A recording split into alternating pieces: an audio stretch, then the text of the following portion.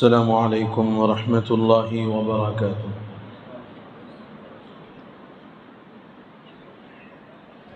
بسم اللہ الرحمن الرحیم۔ الحمد للہ وکفی وسلام علی عباده الذین اصطفى وعلى آلہ واصحابہ المجتبى، اما بعد فاعوذ باللہ من الشیطان الرجیم۔ بسم اللہ الرحمن الرحیم۔ لَتُبْلَوُنَّ فِي أَمْوَالِكُمْ وَأَنفُسِكُمْ وَلَتَسْمَعُنَّ مِنَ الَّذِينَ أُوتُوا الْكِتَابَ مِنْ قَبْلِكُمْ وَمِنَ الَّذِينَ أَشْرَكُوا أَذًى كَثِيرًا وَإِن تَصْبِرُوا وَتَتَّقُوا فَإِنَّ ذَلِكَ مِنْ عَزْمِ الْأُمُورِ۔ وقال رسول الله صلى الله عليه وسلم: لا يؤمن أحدكم حتى يكون هواه تبعا لما جئت به، أو كما قال صلى الله عليه وسلم۔ بزرگان محترم، قابل احترام عزیز بزرگوں، نوجوان بھائیوں، رسالت محمدی اور عشق نبوی میں سرشار نوجوانوں،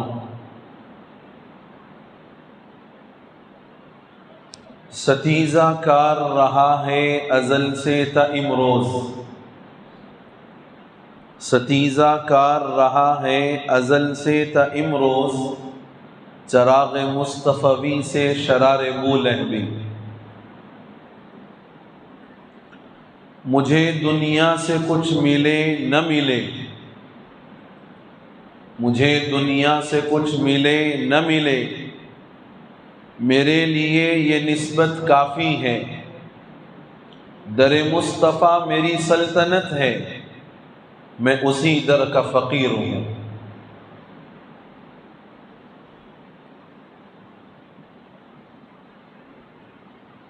رسول اللہ صلی اللہ علیہ وسلم کی پیشین گوئی کے مطابق جوں جوں زمانہ حضور کی اس دنیا سے پردہ فرمانے کے بعد سے نبوت اور رسالت کے زمانے سے دور ہوتا جائے گا،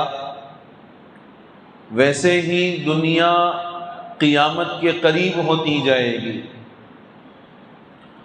اور قرب قیامت میں اسلام اور مسلمانوں کے خلاف پوری دنیا یکجٹ ہو جائے گی، پوری دنیا متحدہ محاذ بنا کر اسلام اور مسلمانوں کے خلاف سازشیں کریں گی، مسلمانوں اور شعائر اسلام کے خلاف اپنی بدگوئی کرے گی۔ یہ حضور کی پیشین گوئی ہے۔ پوری دنیا اس بات کو بخوبی جانتی ہے کہ مسلمان اپنے طرز عمل کے اعتبار سے چاہے کسی درجے کا ہو، عبادات، معاملات، اخلاقیات اور معاشرت میں وہ 100% کامل طور پر عامل نہ ہو، لیکن دنیا جانتی ہے کہ مسلمان اپنے رسول کی رسالت، اپنے رسول کی ناموس، اپنے رسول کے عزت و وقار کے تحفظ کے لیے چاہے وہ عملی اعتبار سے بہت پیچھے کیوں نہ ہو، لیکن حضور کی نبوت اور رسالت اور آپ کی ناموس کی حفاظت کے لیے مسلمان اپنا سب کچھ قربان کرنے کو تیار ہے۔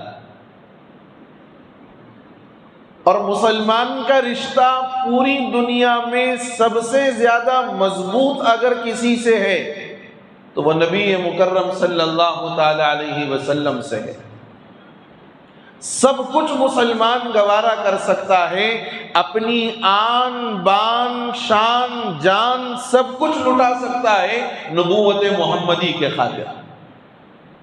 نبی کے ناموس کی حفاظت کے لیے مسلمان سب کچھ کر سکتا ہے، یہ پوری دنیا جانتی ہے، اور دنیا یہ بھی جانتی ہے کہ یہ مسلمان قوم ایسی ہے کہ جس کے دل میں اللہ اور اس کے رسول اور اپنی شریعت کی محبت بہت اعلیٰ درجے کے ساتھ رچی اور بسی ہوئی ہے۔ یہ الگ بات ہے کہ احکام شریعت پر ہمارا عمل جیسا ہم سے مطلوب ہے ویسا نہیں ہے، لیکن بہرحال محبت اور اس کے لیے اپنا سب کچھ قربان کرنے والا مزاج مسلمان میں آج بھی ہے، اور انشاءاللہ تا قیامت رہے گا۔ دشمنان اسلام یہ چاہتے ہیں کہ مسلمانوں کا رشتہ ان کے دین، ان کی شریعت اور اس دین و شریعت کے لانے والے رسول صلی اللہ تعالی علیہ وسلم سے کمزور کر دیا جائے۔ مسلمانوں کا رشتہ ان کے رسول سے کمزور کر دیا جائے، اس لیے ہر تھوڑے دن کے اندر، ابھی کچھ دن پہلے نپور شرما کا واقعہ ہوا اور اب اس ملعون کا واقعہ ہے۔ میں نے اس وقت بھی یہ بات کہی تھی اور آج بھی یہ بات کہہ رہا ہوں کہ یہ دشمنان اسلام کی سازش ہے۔ حضور کے دور میں بھی اہانت رسول کے واقعات پیش آئے ہیں، حضور کے دور میں بھی نبی مکرم صلی اللہ علیہ وسلم کی شان میں گستاخی کی گئی ہے۔ میں دو واقعات آپ کے سامنے رکھوں۔ ایک واقعہ ہے کعب بن الاشرف کا، جو یہودیوں کا بڑا سردار تھا۔ اس نے حضور کی شان میں گستاخی کی، صحابہ کے مشورے کے بعد اس کو مدینے سے جلا وطن کر دیا گیا۔ عبداللہ ابن ابی جو منافقین کا بڑا سردار رہا ہے، اور منافق وہ ہیں جو بظاہر خود کو مسلمان بنا کر پیش کرتے ہیں، دلوں کے اندر نفاق چھپا ہوا ہوتا ہے۔ عبداللہ ابن ابی ابن سلول نے حضور کی شان میں نازیبہ کلمات کہے، حضور کی شان میں گستاخی کی، اور اس سے آگے بڑھ کر حضور کی شان میں بھی گستاخی کی۔ حضرت ام المؤمنین حضرت عائشہ صدیقہ رضی اللہ عنہا پر الزام لگایا۔ واقعہ افک آپ کے ذہنوں میں ہوگا، سنا ہوگا آپ نے کہ منافقین نے حضرت عائشہ رضی اللہ عنہا پر تہمت لگائی تھی۔ یہ لگانے والا کون؟ عبداللہ ابن ابی۔ یہ منافقین کا سردار تھا اور خود کو مسلمان ظاہر کرتا تھا۔ صحابہ نے مشورہ کیا، حضور نے فرمایا کہ یہ ایسا بدترین منافق ہے کہ اس کو قتل کر دیا جائے۔ اس نے ایک غزوے سے واپسی کے موقع پر بھی یہ جملہ کہا، لَنُخْرِجَنَّ الْأَعَزُّ مِنْهَا الْأَذَلَّ، کہ مدینے سے باعزت لوگ ذلیل اور رسوا لوگوں کو نکال دیں گے۔ اس نے خود کو باعزت سمجھا اور مسلمانوں کو ذلیل اور رسوا سمجھا تھا۔ ایسی کئی گستاخیاں اس نے کی ہیں، لیکن اللہ کے رسول صلی اللہ علیہ وسلم نے صحابہ کی جانب سے قتل کے مشورے کے باوجود آپ نے کہا کہ اس کے ساتھ کوئی کارروائی نہ کی جائے، اس کے ساتھ کوئی کارروائی نہ کی جائے۔ کیوں؟ وہاں حکمت اور مصلحت کا تقاضا یہی تھا، وہاں حکمت اور مصلحت کا تقاضا یہی تھا، اس لیے کہ یہ منافق جو بظاہر خود کو مسلمان بنا کر پیش کر رہا ہے، اگر اس کو قتل کیا جاتا تو پورے مدینے میں حضور اور مسلمانوں کے متعلق یہ بات اور یہ افواہ پھیلائی جاتی کہ مسلمان ایسے ہیں کہ خود اپنے ساتھیوں کو قتل کر دیتے ہیں۔ یہ اسلام کے لیے بھی اور خود مسلمانوں کے لیے بھی ایک بدنامی کا ذریعہ بنتا، اس لیے حضور نے فرمایا کہ خاموش ہو جاؤ۔ اور قرآن نے ایک جگہ کہا ہے، لَتُبْلَوُنَّ فِي أَمْوَالِكُمْ وَأَنفُسِكُمْ، یہ ضرور تم کو آزمائیں گے تمہارے مال میں بھی اور تمہارے جانوں کے اندر بھی فی اموالکم و انفسکم وَلَتَسْمَعُنَّ مِنَ الَّذِينَ أُوتُوا الْكِتَابَ مِنْ قَبْلِكُمْ، اور وہ لوگ جن کو تم سے پہلے کتاب دی گئی ہے، وَمِنَ الَّذِينَ أَشْرَكُوا، اور وہ لوگ جو شرک کرتے ہیں، مشرک ہیں، یہ لوگ ایسی ایسی بات کہیں گے کہ جس کو سن کر تمہیں اذیت ہوگی، تکلیف ہوگی۔ مِنَ الَّذِينَ أَشْرَكُوا أَذًى كَثِيرًا، بڑی تکلیف ہوگی۔ جس ملعون نے یہ حرکت کی ہے، آج مسلمانوں کا خون اپنے جسموں میں رہتے ہوئے کھول رہا ہے۔ مسلمان اس اہانت آمیز جملوں پر اپنے آپے سے باہر ہونے کو تیار ہے۔ اللہ نے فرمایا کہ ایسی باتیں آئیں گی۔ وَمِنَ الَّذِينَ أَشْرَكُوا أَذًى كَثِيرًا، آگے کیا فرمایا؟ سیرت سے روشنی حاصل کرو۔ ان واقعات کے رونما ہونے پر ایک مسلمان کی اولین ذمہ داری ہے کہ ہمارا دین اور ہماری شریعت، رسول اللہ صلی اللہ علیہ وسلم کی تعلیمات زندگی کے کسی گوشے کے لیے ایسا نہیں ہے کہ وہاں اسلامی ہدایت موجود نہ ہو۔ حضور عبداللہ ابن ابی بن سلول کے اس بدبختانہ، گستاخانہ پورے کارروائیوں کے باوجود قرآن نے کہا وَلَئِن تَصْبِرُوا وَتَتَّقُوا فَإِنَّ ذَلِكَ مِنْ عَزْمِ الْأُمُورِ، صبر سے کام لو، صبر سے کام لو، اور اپنے زندگیوں کے اندر تقوی والی صفات پیدا کرو۔ تم صبر سے کام لو اور تقوی والی صفات اپنی زندگیوں میں پیدا کرو۔ یاد رکھنا کہ ان گستاخوں کا انجام خود اللہ دنیا کے آنکھوں کے سامنے لے آئے گا۔ ان گستاخوں کا انجام اللہ خود دنیا کی آنکھوں کے سامنے لے آئے گا۔ آپ کو معلوم ہوگا کہ 2005-07 کے اندر ڈنمارک کا جو واقعہ ہوا تھا، اور جس نے گستاخانہ کارٹون بنایا تھا نبی مکرم صلی اللہ علیہ وسلم کی شان میں، دنیا جانتی ہے کہ چند سالوں کے بعد وہ اپنے گھر کے اندر شارٹ سرکٹ کی وجہ سے پورے کا پورا جل کر خاکستر ہو گئے۔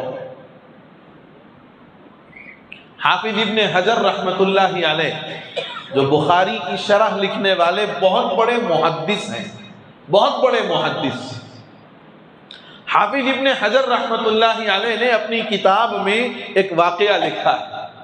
یہ واقعہ آپ سنیں تو اندازہ ہوگا کہ شان نبوت میں، شان رسالت میں گستاخی کو ایک مسلمان تو لازمی طور پر برداشت نہیں کرے گا۔ اللہ نے حضور کی نبوت اور رسالت کو جو مقام عطا فرمایا، اس میں اگر کوئی گستاخی کرے گا تو انسان تو درکنار، جانور بھی اس کو برداشت نہیں کر سکتا۔ حافظ ابن حجر نے واقعہ لکھا ہے، ایک قوم گزری ہے منگولیوں کی، نام سنا ہوگا آپ نے۔ منگولی قوم میں ایک تقریب منعقد ہوئی، ایک دعوت ہوئی، اور اس دعوت کا عنوان یہ تھا کہ منگولیوں کے بادشاہ کا بیٹا یعنی شہزادہ، وہ عیسائیت قبول کرنے والا تھا، تو اس کے عیسائیت کے قبول کرنے پر ایک دعوت رکھی گئی، اور اس دعوت میں پورے منگولیوں کو جمع کیا گیا۔ بڑے بڑے عیسائی پادری وہاں پر آئے، اور ان لوگوں نے اس بادشاہ کے بیٹے کو عیسائیت قبول کروانے کے لیے جو رسوم و رواج تھے اس وقت میں، وہ انجام دینے شروع کر دیے۔ ایک عیسائی پادری اٹھا، اب چونکہ وہاں عیسائیت کو قبول کروانا تھا، تو عیسائی پادری نے موقع کی نزاکت سے فائدہ اٹھاتے ہوئے اسلام، مسلمانوں کے خلاف اور نعوذ باللہ حضور کی شان میں گستاخانہ کلمات کہنے شروع کر دی۔ تقریر کر رہا ہے، اور تقریر کے دوران کبھی مسلمانوں کے خلاف، کبھی اسلام کے خلاف، اور کبھی حضور کی شان میں گستاخانہ کلمات کہتے ہوئے اشارہ کر رہا، جیسے تقریر میں اشارہ کرتے ہیں کہ یہ ایسا ہوا، وہ ویسا ہوا۔ جہاں یہ تقریر کر رہا تھا عیسائی پادری، قریب میں ایک شکاری کتا بیٹھا ہوا تھا۔ اس نے ایک مرتبہ حضور کی شان میں گستاخی کی تو کتے نے اس پر چلانا شروع کر دیا، بھونکنا شروع کر دیا۔ دوسری مرتبہ کیا، پھر اس کتے نے بھونکنا اور چلانا شروع کر دیا۔ اب اس پر حملہ کرنے کے لیے اپنے آپ کو اس پر لے جانا چاہا، لیکن چونکہ وہ زنجیر سے بندھا ہوا تھا نہیں جا سکا۔ لیکن جب تیسری مرتبہ اس نے حضور کی شان میں گستاخی کی تو اس شکاری کتے نے اس زور سے جھٹکا مارا کہ سیدھے اس نے اپنی زنجیر کو توڑا اور اس پر جا کر کے ٹوٹ پڑا، اس عیسائی پادری پر، اور اس کو کاٹ بھی دیا۔ لوگوں نے قابو پایا، کتے کو پکڑا، عیسائی پادری کو ہٹا دیا اور لا کر کے پھر سے اس کو اپنی جگہ پر باندھ دیا۔ اسی تقریب میں جس عیسائی پادری کو اس کتے نے کاٹا تھا، دوسروں نے کہا کہ یہ تمہارے اوپر جو حملہ ہوا ہے اس کی بہت بڑی وجہ۔ اس نے پوچھا کیا وجہ؟ کہا کہ تم نے مسلمانوں کے پیغمبر کی شان میں جو گستاخی کی ہے، اس گستاخی کے نتیجے میں تم پر یہ حملہ ہوا ہے۔ عیسائی پادری کہنے لگا کہ تم بے وقوفی کی بات کرتے ہو، بھلا ہمارے ان جملوں کو سمجھنے کی اس جانور میں کہاں کی صلاحیت ہے؟ ہم نے جو کہا ہے یا جو کچھ ہمارے الفاظ رہے ہیں اس کو سمجھنے کی اس جانور میں کہاں کی صلاحیت ہے کہ یہ سمجھ کر کے ہم پر حملہ آور ہو جائے؟ تو دوسروں نے کہا کہ اگر تمہیں یقین نہ آئے تو دوبارہ یہ طرز عمل کر کے دیکھ لو، اگر تمہیں ہماری بات پر یقین نہ ہو، بھروسہ نہ ہو، دوبارہ یہ طرز عمل اختیار کر کے دیکھو، پھر معلوم ہو جائے گا کہ کیا وجہ تھی تم پر حملہ ہونے کی۔ چنانچہ اس عیسائی پادری نے دوبارہ مجلس جمائی، سارے لوگوں کو جمع کیا اور پھر عیسائیت کی جو ہے اچھائیاں، اس کے فوائد اور اس کے جو ہے اچھے مذہب ہونے کی خوب تعریفیں کی، اور پھر درمیان کے اندر اس نے وہی کام کیا کہ مسلمانوں کے خلاف، اسلام کے خلاف اور حضور کی شان میں گستاخانہ کلمات کہنے شروع کر دیے۔ اب کی مرتبہ وہ کتا اتنا بے قابو ہوا کہ سیدھا اس نے اپنی زنجیر کو توڑا، اکھاڑا اور جا کر کے اس کی شہرک کے پاس اس نلے کو پکڑا، اس وقت تک نہیں چھوڑا جب تک کہ وہ ختم نہیں ہو گئے۔ میرے بزرگوں، شان نبوت میں، شان رسالت میں کوئی دنیا کا آدمی اگر گستاخی کرتا ہے، یہ نظام ہے اللہ کا کہ اس کا حشر دنیا کے سامنے آتا ہے کہ وہ دنیا کے اندر بھی ذلیل ہوتا ہے اور ایسی عبرت آمیز موت مرتا ہے جس کی کوئی مثال سابق میں نہیں ہوتی۔ بابری مسجد کے گرانے والوں میں جو بہت بڑے سرغنے قسم کے لوگ تھے، میں اشارہ کر رہا ہوں صرف، آپ جانتے ہیں کہ ان کی چتا پر کئی کلو اصلی گھی ڈالا گیا تب بھی آگ نہیں لگی، اور اس مقام پر پہلی مرتبہ ویسے کتے آئے جیسے کتے پہلے کبھی کسی نے نہیں دیکھے تھے، نوچ نوچ کر کے اس کے جسم کو زخمی کیا گیا، اس کو کھا کر کے اس کو ختم کر دیا گیا، اس کے لاش کو۔ بابری مسجد کے اندر جن لوگوں نے سرغنے انداز کا کردار ادا کیا تھا، دنیا کے سامنے ان کا حشر آیا ہے۔ یہ نظام ہے اللہ کا۔ اور میرے بزرگوں، ایک بات یاد رکھو، حضور اکرم صلی اللہ تعالی علیہ وسلم آخری نبی ہیں، اور آپ کی نبوت اور رسالت کو باقی رکھنا قیامت تک اللہ کا فیصلہ ہے، اللہ کا فیصلہ ہے۔ اور حضور کا جو مقام، جو مرتبہ ہے، شیخ سعدی نے بہت مختصر الفاظ میں کہا کہ بعد از خدا بزرگ تو یہ قصہ مختصر۔ خدا کے بعد اگر کسی کا مقام ہے، خدا کے بعد اگر کائنات میں کسی کا رتبہ ہے، خدا کے بعد اگر کوئی ہستی سب سے اعلیٰ، سب سے عرفہ اور سب سے بلند ہے، نبی مکرم صلی اللہ علیہ وسلم۔ اور آپ کو یہ جو مقام ملا ہے، اللہ نے کائنات کی تخلیق سے پہلے طے کر دیا ہے، اللہ نے آدم کو بنانے سے پہلے طے کیا ہے کہ حضور کا یہ مقام ہوگا۔ اسی لیے حضرت آدم علیہ الصلوات والسلام سے جب وہ عمل سرزد ہوا جس سے آپ کو روکا گیا تھا، حضرت آدم نے کیا دعا فرمائی؟ اے اللہ، اس نبی محمد صلی اللہ علیہ وسلم کے وسیلے اور واسطے سے میرے اس عمل کی معافی دے دیجئے جن کا نام آپ نے اپنے عرش پر اپنے نام کے ساتھ لکھا ہے۔ حضور کا جو مقام ہے یہ مقام اللہ نے آپ کی تخلیق سے پہلے، آدم کی تخلیق سے پہلے، دنیا کی تخلیق سے پہلے طے کر دیا ہے، اور دنیا کی کوئی طاقت اس مقام و مرتبے کو کسی درجے میں، چاہے وہ پوری دنیا مل کر کے یہ عمل کر لیں، حضور کے مقام و مرتبے میں رتی برابر کا فرق نہیں آئے گا، رتی برابر کا فرق نہیں آئے گا۔ لیکن بہرحال ان کا یہ طرز عمل ہمارے ملک کے جمہوری قوانین کے خلاف ہے، اس لیے ہمیں بھی اختیار ہے کہ ہم خاموش نہیں بیٹھیں گے، ہم خاموش نہیں بیٹھیں گے، ہمیں احتجاج کا حق حاصل ہے، لیکن ہمارا احتجاج کیسا ہونا چاہیے؟ قانون کے دائرے میں ہونا چاہیے۔ ہمارے احتجاجات کے اندر ایسے جملے نہیں آنے چاہیے جن جملوں سے ملک کے قانون اور اس کے دستور کی مخالفت آیا ہوتی ہو۔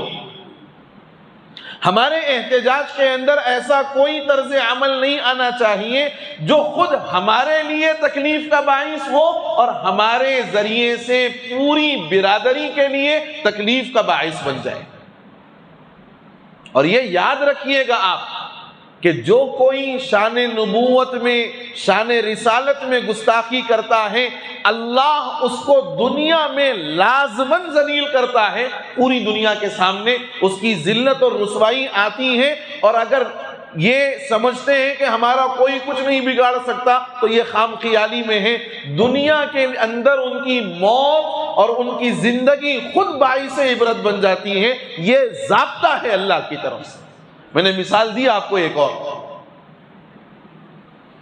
ایسے میں ہماری جو ذمہ داری ہے، 4 کام ہمیں کرنے، 4 کام ہمیں کرنے، اور یہ کوئی نیا مسئلہ نہیں ہے، حضور کے دور سے یہ چیز چلتی آ رہی ہے۔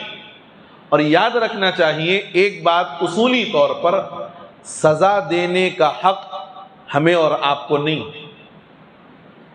سزا دینے کا حق ہمیں اور آپ کو نہیں ہے۔ جو ہم جمہوری ملک میں رہتے ہیں، یہ الگ بات ہے کہ نام کا جمہوری رہ گیا، یہ الگ بات ہے کہ نام کی ڈیموکریسی رہ گئی، لیکن بہرحال ملک کا جو قانون ہے، اس قانون کی پاسداری ملک کے شہری ہونے کی حیثیت سے میری اور آپ کی، سب مسلمانوں کی ذمہ داری۔ احتجاج ہو، پرامن احتجاج ہو، ہمارے احتجاج سے نہ خود ہمارے لیے کوئی تکلیف کا باعث بنے، نہ برادران وطن کے لیے کوئی تکلیف کا باعث بنے۔ بات بہت توجہ سے سمجھنا، احتجاج ہو لیکن احتجاج پرامن ہو۔ اور اگر کوئی کہتے ہیں کہ صاحب چلیے احتجاج کریں گے پرامن، میں تیار ہوں بھائی پہلے آنے کے لیے، میں تیار ہوں پہلے آنے کے لیے۔ پرامن احتجاج، پرامن احتجاج۔ نپور شرما کے موقع پر بھی یہ بات میں نے کہی تھی، اور آج بھی کہتا ہوں کہ میں تیار ہوں، پرامن احتجاج ہے۔ اس کی اجازت ہے قانون کے دائرے میں رہتے ہوئے، قانون کے دائرے میں۔ اگر قانون یہ کہتا ہے کہ اب آپ کو کسی پروٹیسٹ کی اجازت نہیں ہے، خاموش بیٹھیں آپ، اس لیے کہ ہمارا جو مقصد تھا وہ مقصد الحمدللہ پورا ہو گیا۔ ہمارا جو مقصد تھا پی ڈی ایکٹ کے تحت جس کو اس ملعون کو گرفتار کیا گیا، مقصد کسی حد تک ہم کامیاب ہو گئے، ہم کامیاب ہوئے ہیں۔ دوسرا کام جو ہمیں کرنا ہے، صبر و تحمل کا مظاہرہ کرنا ہے، صبر و تحمل کا مظاہرہ کرنا ہے۔ اور یہ موقع ہم سارے مسلمانوں کے لیے ایک دعوت فکر ہے کہ حضور کی شان میں اور آپ کے مقام و مرتبے کو لے کر دشمنان اسلام جو سازشیں کر رہے ہیں، ایسے موقع پر میری اور آپ کی اور پورے مسلمانوں کی ذمہ داری ہے کہ سنتوں پر عمل ہماری زندگیوں میں پہلے سے زیادہ ہو جانا چاہیے، تاکہ ہمیں دیکھ کر کے یہ اندازہ لگایا جا سکے کہ یہ نبی کا غلام اور نبی کا عاشق جا رہا ہے۔